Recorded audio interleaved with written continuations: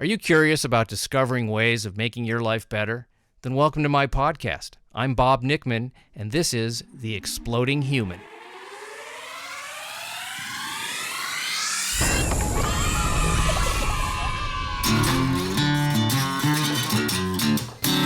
Listen in while I talk with all kinds of people in the fields of personal growth, health and healing, alternative therapies, psychology, spirituality, environment, and the future. I'm looking for those answers that make life better for everyone. You'll meet cutting-edge practitioners, doctors, artists, filmmakers, business people, and those who have overcome challenges. The brave, the curious, anyone who is out there helping us humans to explore, expand, and explode. Welcome to episode number 4. Very excited about this guest that I have today, Jules MUCK, well known in the world of graffiti, street art, whatever you want to call it.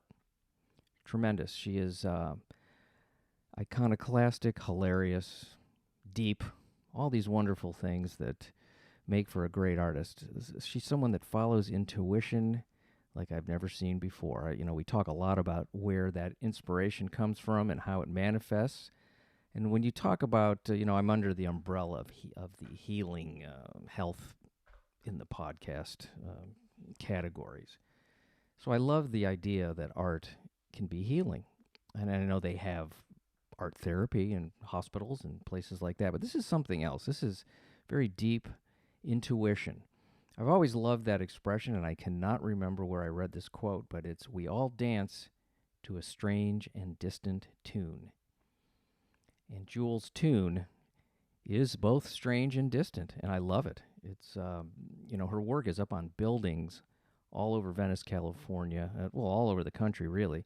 But she paints on the side of buildings, and we talk a lot about public art and how part of her mission, part of her thing that she does is to get art to people that normally wouldn't go to a museum or maybe even know about it. And she takes things that you might not even think would be a piece of art, and she turns it into that. An abandoned refrigerator, an old mattress that she finds in an alley, the side of a van. People call her and say, come and paint the side of my building, paint my garage, paint my van. And she comes up with the most creative and interesting types of work. And I'm going to recommend, and which I will do also in the actual interview, to check out her website, julesmuck.com, and her Instagram, which I can't remember, but you'll hear it when I start the interview.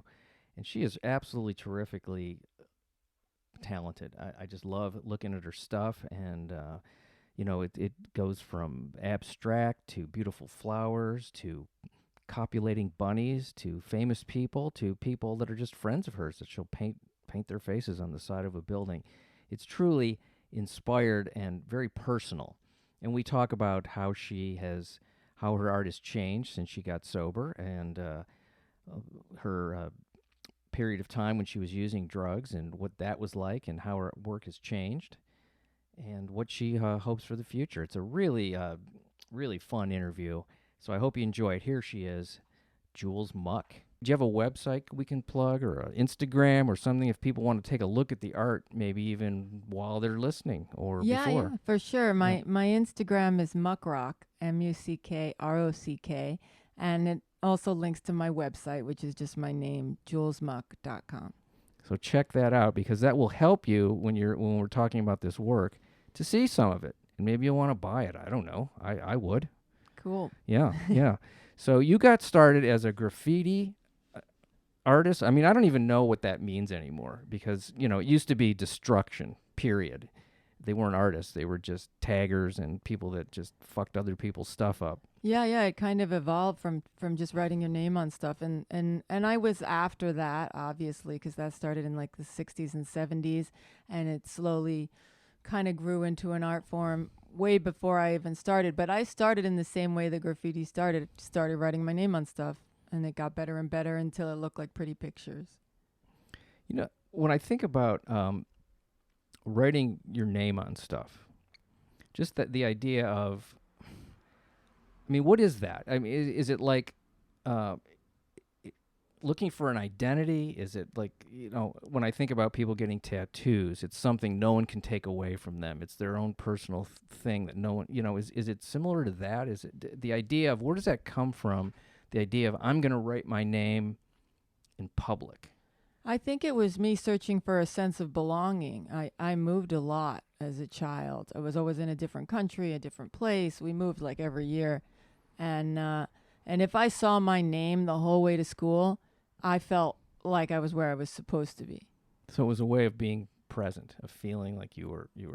Tell me some of the places you grew up that you moved around. Why did you move, for one? And I think my parents, they were just always searching for the right situation, and then they were really bad at planning, and they never even made it to where they were aiming for. But I was born in England, and my dad was still trying to, I think he was doing his business in New York, and then they went back to England, and at one point my dad sent me to Greece because he thought that it would be better for me when I was young, and then I went back to New York, and in between was different trips to England. My mother was British, my dad was Greek, and they met in New York, so they bounced a lot between those three places. So you're from basically 3 different cultures at least. Yeah, and they were all really, really different. Like in Greece, we were on a little island that was super traditional and very backwards. And it was kind of weird because that's where I started doing graffiti, even though I was from a part of New York that was very like near like the Bronx and South Bronx area, Pelham Parkway. And so when I went back there with the graffiti that I learned in Greece, I totally fit in better. And then with England, my mom was from like a coal mining town called Stoke-on-Trent. So it wasn't hip London, England. It was kind of, it was in the countryside, but it was a more of a industrial city. So would you say it was harsh?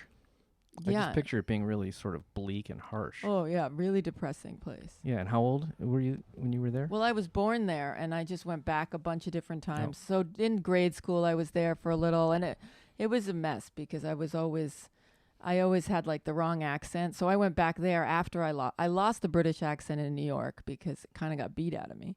And then I came back. Physically, literally, physically? Yeah, I just suffered a lot of,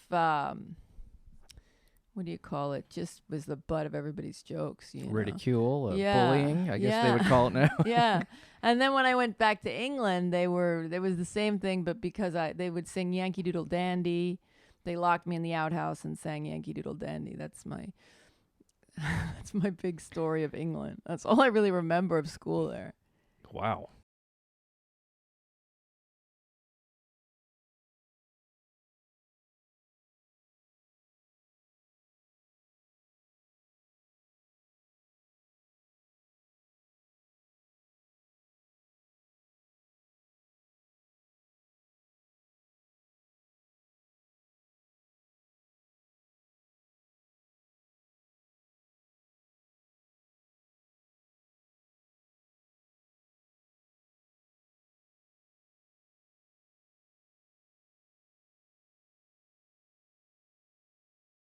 She was also in the movie Wild Style and different things that I found out later. And what she was one of the first crossover people who went from painting subway trains to being featured in art shows and museums when graffiti took to the galleries and that whole thing happened. Is she still alive? Yeah. And do you She's still in New York. have a relationship or communication? I write to her and her husband a lot. We send pictures back and forth. And I saw her last year when I was in New York. I painted a tribute piece to them. So next to where they were painting at a festival in Queens. And so seeing her work sort of awakened some type of permission? Well, I think it just gave me the idea that like, oh, you could do that. And she looked cute, and it was a good picture. It kind of was something that incited me to like pick up the can and think, who knows? I probably would have done it anyway, but I was inspired for sure. So before you, as you say, pick up a can, you were drawing? What were you doing? Anything artistic, or I think just I started? did. Yeah, I did like every kid does. You draw, but I wasn't enthused by my work, and I definitely was receiving no acclaim. Like I was not like some child prodigy artist at all. There was nothing in what I was doing. I was getting a lot of good response for my schoolwork, like as far as math and that kind of thing. I read a lot of books, and I was excelled in math when I was really young. It was not an art thing at all. So it wasn't encouraged or discouraged in your family. It was just something that Definitely discouraged when I started getting into it. I mean, it's just not a thing that my dad or mom really showed. Well, definitely my dad didn't show much respect for it. Yeah. Yeah. Well, I mean, the curious thing to me is that most of what you do is with spray cans, Yeah. right? Isn't that about what 90% of what you do? I mean, or is it? Well, not these days. I mean, that's an oil painting. Mhm. So when I'm inside at night, I usually oil paint. I picked that up probably in about 2000, 2001. I was living in Little Italy, and someone taught me how to oil paint. Mm-hmm. But I spray painted mostly first. That was really what I got into in the beginning. And this is a hard thing I think, for people to, to talk about what the process of, what is the process when let's say you are going to paint the side of a building. Somebody said, can you do something here on the side of my building? I have this building and I want something cool here. Do they ask you to do something? Do you only do, I got to have full permission to do whatever I want? Is it? It's totally a mixture. I mean, at this point in my life, I prefer to be able to do whatever I want. I'll say that most of the best stuff I do comes when people give me the most leniency. And I'll say that it's not usually what I want. Is I'll look at the building and I'll see what's supposed to be there, and I'll tell them, like, we should do this. And if they're cool with it, we do that. But a lot of I do still do jobs where people are like, I want this on my building, and can you do it in your style? Yeah. And I'll say, okay. And I don't mind that either, especially if I feel like it works with the space, or I'll think of a way to make it work. And I'm totally into like incorporating what people like. I won't really do jobs these days where people tell me exactly everything about what they want to see, and I don't like to duplicate other people's work. Yeah. And I did that for a long time in my life, and I think it was something I had to go through as an artist, just to make a living and to establish myself, and also to gather a set of skills. So when you say you look at a building and you see what's supposed to be there, what is that? Can you describe that, or is that just something that's not describable? I don't know how describable it is, except that it happens really fast, and then it'll just be like an image that hits you? It's like an image or an idea. It's mm-hmm. an idea. Sometimes I can see it, like if you were hallucinating, but you just like, and sometimes I have to check myself and make sure I'm not looking at a shadow that's cast on the building and visualizing it as something. And if that's where the idea comes from, that's fine too. But I try to just be like really like open to like what image I think would work on the building, and I take into account, like, I feel like I have to really guard, like, kind of bring in all the information that I take into myself. Like, I know that comes into when I'm formulating those ideas. So I try to be around like a lot of people with when I'm listening, I don't want to just watch TV all day, because then I'm pretty sure that my ideas will come directly from that TV. So I don't have a TV in my house and that kind of stuff. I don't really do a lot of third-hand accounts of anything. I don't really even read books anymore. And I was a really big reader, but I like to hear other people talk about the books that they read, and then they have a personal spin on it. So I gather information from the people that are around me. And when I look at that building, I have this catalog of ideas and controversies and things that people are talking about. And when I pull up an image that would look good on there, it's coming from a cachet of public opinion. So you are a conduit for what's going on in the culture and in your own growth or, experience. Yeah, that's what I try to do. I mean, and then there's times, I guess, when I'm overwhelmed with personal situations, and I know that kind of does take over. If I'm hurting personally or have something going on, a lot of times relationships with other people come into play, and my feelings, and they come out, and it takes over the public stuff. Well, I noticed, I'm just going to use an example of a painting of yours that I saw, and it was, I guess you've done more than one of bunnies. Oh yeah. And they're cute, and they're fuzzy, and they're adorable, and then they're smoking cigarettes. It's almost like post-coital bunny is how I sort of put it in my head when I saw it. And I got a big laugh out of it, and I enjoyed it, and it was beautiful, and I felt, I felt like this was coming from an honest place. That's when I look at your work, that's what it feels like to me. It doesn't feel false or manufactured or pretentious. I'm like, this person is just putting it out there, take it or leave it. Is that? Yeah. The bunnies. I remember the first time I did the bunnies, because I've done them like probably 100 times now. But the first time was right they down the reproduce block. a lot. Well, don't that's they? the thing. They're these. I call them muck bunnies, but they're basically fucking bunnies, Mm-hmm. And they're bunnies in the middle of that procedure. And yeah, I usually have them smoking, but not all the time because sometimes I forget the cigarette. But the first time was down here. I was in the year-long project where I was painting garbage, and painting garbage all around Venice. And I painted this mattress, and it was only because like I looked at the mattress, and it was like kind of 60s mattress with these blue stripes, and I knew that the bunnies needed to be there. And I went and found a picture of bunnies, which is the same picture I use today, and I've put the bunnies all over the country and on all different kinds of things. And I think what started it was after the mattress got taken within an hour, which annoyed me because I was painting trash, but for everyone to see until trash day.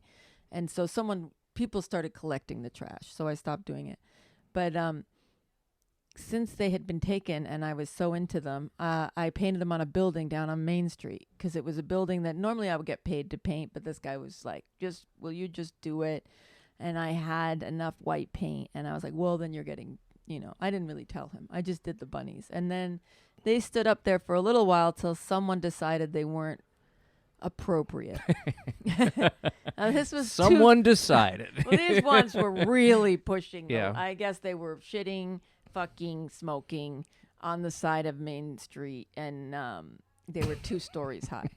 and it was like a little bit of a problem for the landlord, or she was an old lady. Yeah. And so, but the thing is, they didn't let me change it. They had some other artist erase my work, and I had kind of a meltdown, and I was about to go over there and start something. It was late at night, and a friend of mine suggested, why don't you just paint the bunnies somewhere else? And so it started on RVs. I started painting the bunnies on RVs. And then there was a big problem with the school in Venice, the elementary school. The RVs were always parking around there, and it was all fucking bunnies.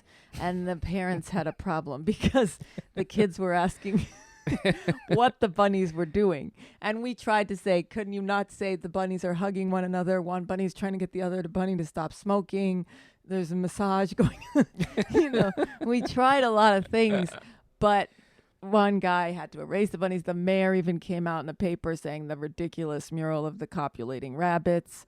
And that really encouraged me to continue painting rabbits. And so that's been just a thing. And I love it when people say, like what you said, they laugh when they see them, because I like that. And I also like the fact that it makes some people uncomfortable that don't know how to talk to their kids about what the bunnies are doing. Yeah, it's interesting because we're so removed from nature, particularly in the city here, that would be an oddity to see bunnies, having sex, or any animals, which, if you lived in the country, you would see that every day on your farm. Yeah. It wouldn't be weird. It would just be like, oh, the hens are doing it or whatever, Yeah. And it's so interesting that people find things to get upset about. Because it's so clearly playful to me when I see it. I mean, I wouldn't think to be offended. As a matter of fact, it's more beautiful than what was there before it, because it's just these bland city buildings that don't really have much. I mean, that's what I love about the whole idea of art outside. You don't have to go to a stuffy museum or being around pretentious kind of I'm an artist or any of that kind of stuff. You get to actually walk down the street and enjoy humor and beauty right there in your neighborhood. Yeah, I totally agree, and that's what I like to do, to be able to bring art to people, because a lot of people don't have time to go to the museum or don't have funding, whatever it is, and they deserve to look at art also, especially kids who just their parents don't take them. Like, they should be able to see the same kind of thing that other people get to see in galleries and stuff. and so I love doing it. But it is really, there is and I'm sure they do the same thing to art that's in galleries and museums, but there's a large portion of the population that likes to find a problem, and I deal with that more and more the more notoriety I get. Right now I'm getting so much harassment over a monkey painting that I painted, you know. Yes, I saw that painting, and people were upset for the wrong reasons, in my opinion. When I heard what it was, I'm like, where did you come up with that? That's more your problem than it is that's not the intent of that painting. Clearly, it was that you were accused of it being racist or something because it was a monkey.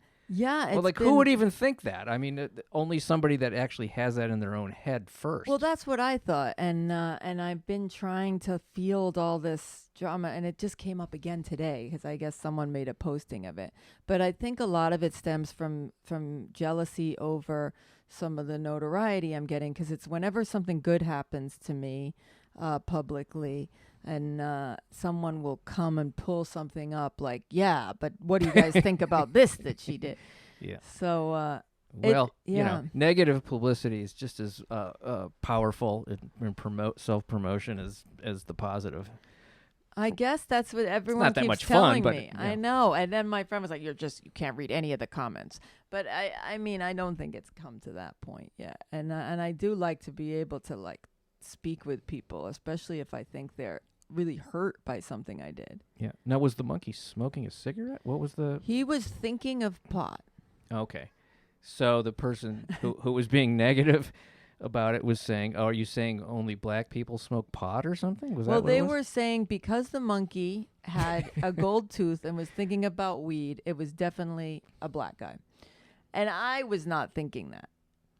I know a lot of people with gold teeth that smoke pot. Me too. Of all spectrum and of honestly, humanity. like, anyone who looks at my work knows that I like to put gold teeth around. I throw them around. I wish I could afford gold teeth myself. But the monkey, it was just kind of a decorative fixture. I painted a monkey thinking of weed because my friends the night before had been acting like idiots after smoking weed. Yeah. And it was kind of my retaliation. See, there you go. It was a personal.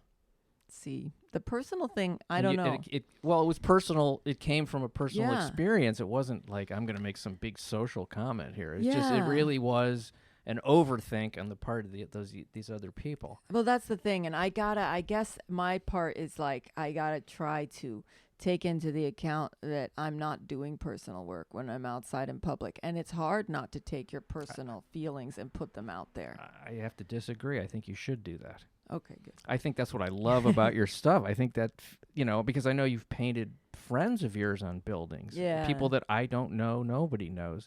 But when you look at those paintings, you feel there's something there because of the personal connection. It comes out in the work in a visceral way, in a way that can't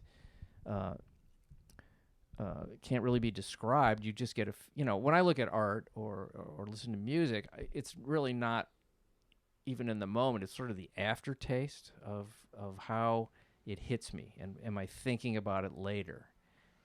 Does it move me in some way that I couldn't move on my own? Yeah. And that's how I look at all that kind of stuff. So I like that kind of stuff. To me, I would, I'm not telling you what to do, but I encourage. Well, it's not really. I encourage that kind of personal approach to things, because how else are you going to be different, Yeah. I mean, I'd say that, but I'll be honest with you. I don't really have an ability to stop the impulse to do whatever pops into my head. So, Well, this is kind of one of the things I wanted to talk about, because you had an experience with these people in your wherever you were, where they were smoking pot and being ridiculous, and it bothered you in some way. You had a feeling about it. Let's put it that way. There was something maybe a little upsetting about it, or just whatever, and you wanted to process that. Now, I as somebody who doesn't paint might call somebody up and just talk about what idiots these people are and how much I don't like being around people who are smoking pot, let's say. That would be my outlet, would be words. But you're processing it visually. Yeah, I mean, that is the way that I speak to the world completely. And that's why I like the leaving the art around different communities and traveling, is because I feel like I'm having conversations with people after I'm not even there anymore. And I do think the more conversations I can have and the more communication I can stimulate, the better. And the downside is that sometimes it's negative, and the other thing is that sometimes I don't have a chance to rebut. Yeah, it's funny how some of us, and I guess I probably am guilty of it too sometimes, when there's something displayed that's unpleasant. A lot of times I don't want to look at it. I don't want to be honest about how unpleasant it is, even if it's true, or even if even if it just hits me in a certain way. But I think that's equally as important. I kind of know that when I see something that disturbs me, I have to ask myself, why is that really so disturbing? Especially when it's something that you do that's kind of fun, in my opinion. But obviously, you've had that. You've had people get really upset. Even the idea of maybe even painting on a building. That's not what a building is supposed to be. Yeah. Yeah, I mean, people don't like you to do certain things that they didn't approve, especially if they own things. So I've had that go down. Don't paint my house without asking me. Yeah, well, I mean, I've had difficulties with that kind of thing and getting arrested for painting on stuff that I thought maybe would be fine, and I was wrong. And afterthought is, well, we all have to look at it. Why do you get to decide that it should be gray? Yeah. But I guess that's kind of some communist thinking on my part. Well, I think that's what artists are supposed to do. They're supposed to upset the status quo if they're doing it right. It's although I don't know if you want to talk about this, we can. We don't have to say any names because we don't know the names. The police downtown. Do you want to tell that story? Because I thought that was pretty interesting. Oh, which police situation? There's been a few It lately. was a recent one with money in a bank account. Oh, yeah. Well, that happened. That was an L.A. situation because I'm currently have an open case. So this is not in regards to this case that's out of state. But this one didn't ever end up becoming a case because I was painting in Cohesion, kind of like in support of the Women's March, which was on, I think, Trump's inauguration day. Yeah. There was a Women's March, and I am, I'm kind of not a marcher or a protester, but I'm able to paint. So I went and I painted a portrait of Angela Davis on a building in Compton, and I was misled to think that this building would be fine to paint on. I didn't have any paperwork. I never met the person who told me to paint on it. He was under like a name on Instagram. So I was misled, but I also wasn't very thorough in my fact checking. You were happily misled because you wanted to do it. Yeah. I was like, sure, I'll paint it. No problem. And I start painting, and the cops roll up, and they arrested me. Well, they threw me in the cop car. Me and my friend Nicola was with me, and she was just filming. So I was trying to at least convince them to let her go. But I was able to convince them to let me pay them for whatever damages may have been incurred. And that happened from the back of a cop car. And I actually was like live on Instagram while I was in the cop car because they gave me my phone so that I could transfer money. And then the whole thing went away. I wish it was that easy all the time because it's not. You transferred money where? Into their They gave me an account and a name. And that's what happened. There was no it was under the guise, first I asked them, I was like, is it illegal for me to offer some kind of monetary compensation at this point? Because we were about to get taken away. And my car was there, all my pay. It would have been more expensive to deal with towed car, lawyers, everything. So I was just totally open to doing I was like, and they said, no, that's not illegal. And I said, well, I have Venmo, PayPal, Wells Fargo, like I have this much, and this much cash. So we ended up doing a bank transfer from the back of a cop car. And yeah, it was pretty eye-opening that was a possibility. Wow. And are the police getting some type of commission, or are they getting... They were collecting for the owner, they said. So... the whole time I'm thinking, was this whole thing a setup from the Instagram guy to the cops? Were they real cops? Yeah, I don't know. Wow, that would be diabolical. But yeah. I think it was only like $400, so maybe not. Yeah. But I was just grateful to get out of it. I tried the same thing in New Orleans, and they weren't having it. So that one I went to jail. Man. I like that idea of just buying your way out of it, I guess. I know. It's not a violent crime, so No, you would think it's that not. it's all fixable with money anyway. Right. Just paint. Yeah.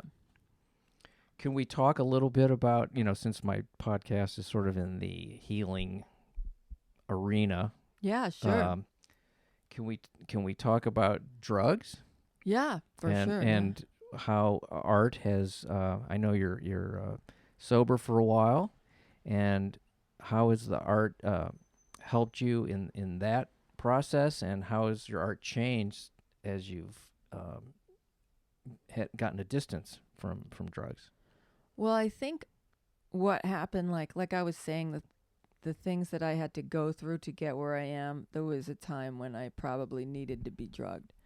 And by that, I'm mostly referring to the type of art prostitution that I had to incur to be a working artist. And there was a time when I did things with paint, like I produced pieces that it was excruciating, and I was definitely medicated. And a lot of times that medication, it was like heroin, alcohol, whatever it took, get it done, copying other people's work onto the walls of restaurants and nightclubs and all this kind of thing. And I did what I had to do. And it's funny because when I got sober, I tried to do it and I couldn't. And I got sober in the middle of one of my biggest jobs, and it was to paint the ceiling of this restaurant.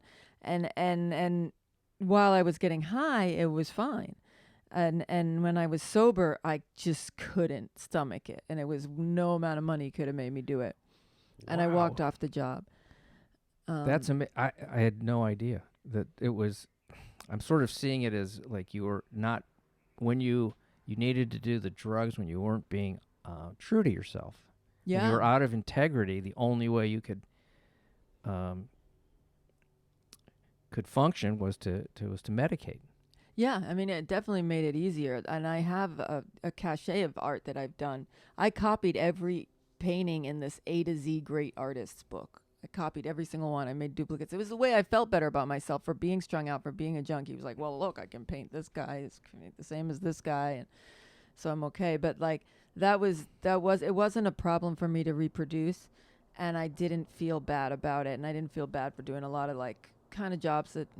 Thank God that I went through that while I was under the influence, because now I'm on a platform where I can kind of paint what I want to paint, and I'm really in a lucky spot in my career. And who knows, maybe with enough of a support system and enough therapy and enough spiritual whatever, I could stomach anything at this point. But the transition, I couldn't really paint at all. Never mind paint other people's stuff. I was painting really weird things. Like in my first 6 months of sobriety, it was just nothing was even clicking up that well. And the painting, it was funny because I was down there today repairing it. There was a painting I did at 6 months sober that was the Freedom Mural. And it was a painting of a bunch of people, celebrities basically, and musicians that had OD'd early in life. And I called it Freedom.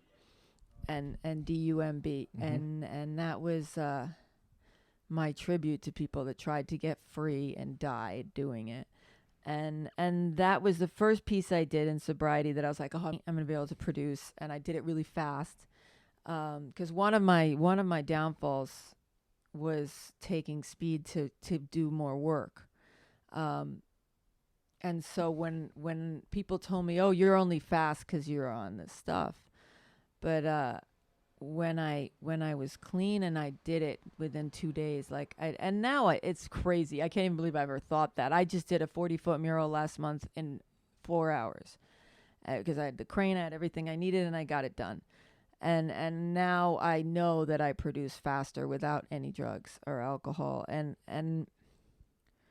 But there was a transition period of about 6 months to a year where I was not functional into my full capacity at all.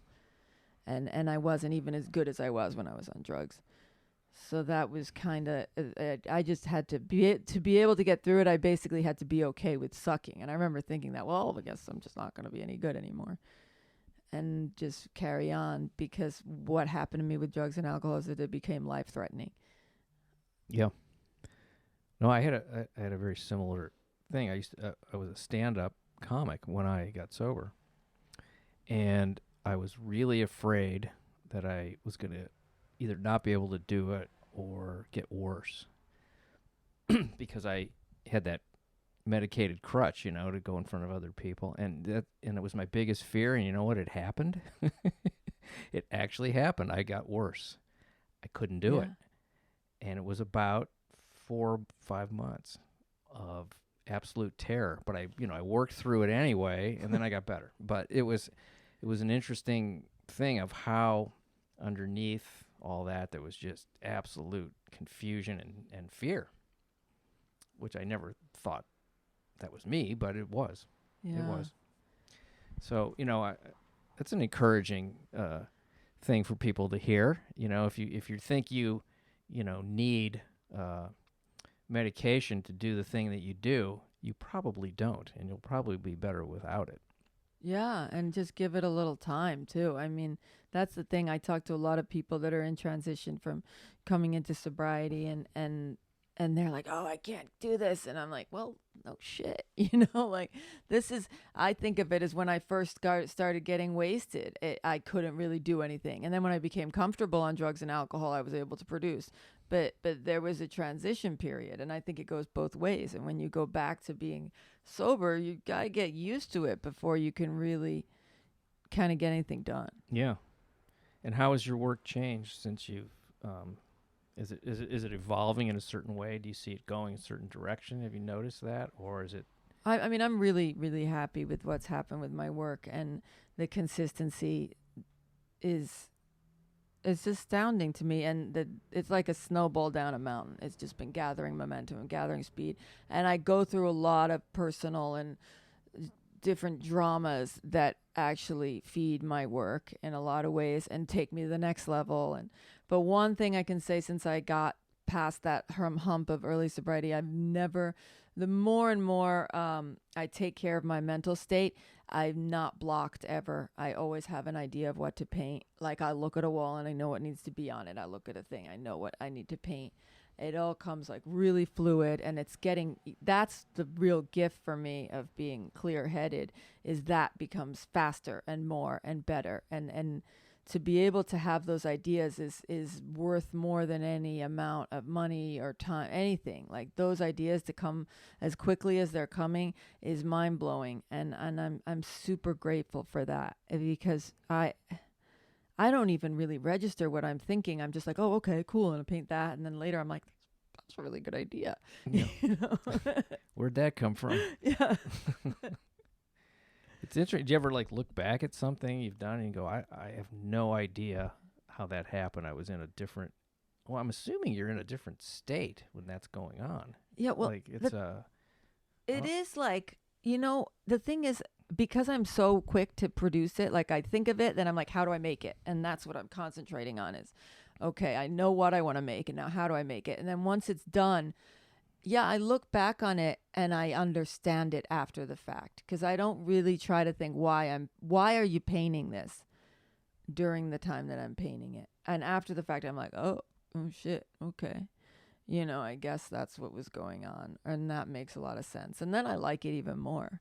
But I wouldn't say I'm in a trance. I'm just kind of not I don't want to know because I'm afraid to think too much about things, because I try to be as open and more like a channel when I'm producing it, because it's so, to me it's so fragile still till it's made, to go from an idea in my head to something concrete and visual. Like I have to like really get it out smoothly as possible without interfering, and I don't trust myself and my own brain not to get in the way of whatever the hell is coming through. So I try just get it because it can go. And that's happened to me before where I'm like, what was that thing that I was going to do? Oh, well, forget it. You know. Well, that sort of brings me to the idea of mistakes. I was just reading something some artist was talking about. It's important to make a lot of mistakes and then just take away the ones that don't work. I guess what they were saying was everything is, if you want to look at it that way, is it's all mistakes. You just take away the ones that don't work, so you have the mistakes that are right. Does that make sense? Or did I not make sense? Wait, say it again. You take away. Oh yeah, you take away the mistake. Yeah. In other words, there is no right way to do it. Everything is just sort of spontaneous and a mistake in a way. For sure. Yeah, which I had never really looked at it like that. And it was figurative work too, even just to make something to look like something. You do it wrong and then you kind of cut it away and then you're like, oh, let me just shorten this and lengthen that, and that's how I make something. That's why I've never worked with like stencils and projectors, because I like that fine tuning of like, you're almost like carving it out of something. And yeah, I mess up a lot. I used to mess up a lot more, but I still do. You know, you overshoot and then you fix it. So. Well, I think that's important for people who are doing anything to realize that people who are good at something have the mistakes they have to fix, the going over and over, and the idea of maybe being, like the word you used is fragile, insecure, even, while it's going on. That's I think that stops a lot of people. They don't want to make a mistake. They don't want to be wrong. They want to get it right. They want to, it's almost like trying to put the school mentality into something where it doesn't belong. Yeah, I know. You have to, like, the best thing about doing things for a long time is that you get more confident. And I know my paintings are a lot looser now. The things that I'm painting, I know that, like, I spent 4 months on a portrait at one point that I would now take half an hour to do. And it wasn't because it didn't look good in half an hour. It was because I didn't believe in it in half an hour. And I was like, no, that eye is wrong. No, it doesn't look like him. No, that eye is wrong. No, this eye is wrong. No, that eye is wrong. No, this is wrong. No, that's wrong. And I was adjusting and adjusting and adjusting and adjusting. So like, there's also a thing where like, sometimes it's not a mistake. Sometimes it's just knowing when to be okay with it and that kind of thing. And I'm a lot looser now. As soon as it looks like something somewhat like the person, I know it's not about if the hair is in the exact right place. It's, do you capture the essence of what it is? And that's what it's about. And that doesn't come from your skill level or how many times you adjust the crux of the nose. It comes from capturing something that I don't even know how to put into words, and I certainly don't know how it gets painted. But there is a time in a portrait where all of a sudden the person's there, and it's great. And it doesn't matter, because sometimes I've painted from the same photograph multiple times. And if you line those paintings up, they look completely different, but they all look like the photograph. They all look like the person. And it's really weird. Oh, that's an interesting idea. And it would probably be an interesting experiment for an artist to do. Just to take a portrait, like a photograph, and paint it different days just to see what happened. Yeah. Yeah. No, I've looked at them because I do it a lot, because I get photographs that I really like. There's a certain one of Old Dirty Bastard. I paint the same photograph of him all the time, and they all look a little different, but they all look like him. Everyone knows it's him. And then the same thing with some of the Marilyn Monroes. But if you put them next to each other, man, they're like, that's long face, that's short, fat, whatever. They're all like a little off. But it's something else about that you capture. Yeah, I had a friend who used to do these photographs of people, he would have them. What he would tell them was have no expression whatsoever, and he would just take a straight ahead shot. And then if you look at people's faces, I'm sure, well, you would know this more than me, but one side of the face is very different than the other side of the face. And you would really see it in these relaxed photos of people. And sometimes he would cut them up and, put them together slightly off. And it was an interesting thing to watch, how you would look at someone's face and how would you even look at your own face. I mean, he did some of me, and I remember getting disturbed at like this one side of my face that I didn't like as much as the other side. And I'm like, well, what's going on here? Why is that, why is that so different? Yeah. I don't know. I'm just talking here. I'm trying to picture it. I don't know. He had a name for these things. I don't know what they were, and then he would take a photographic image and he would repeat it over and over, and he'd make what he called blankets. They would fill a wall, and it was just repetitive of the same pattern like you would see in a blanket, like maybe a flower or just light images and color.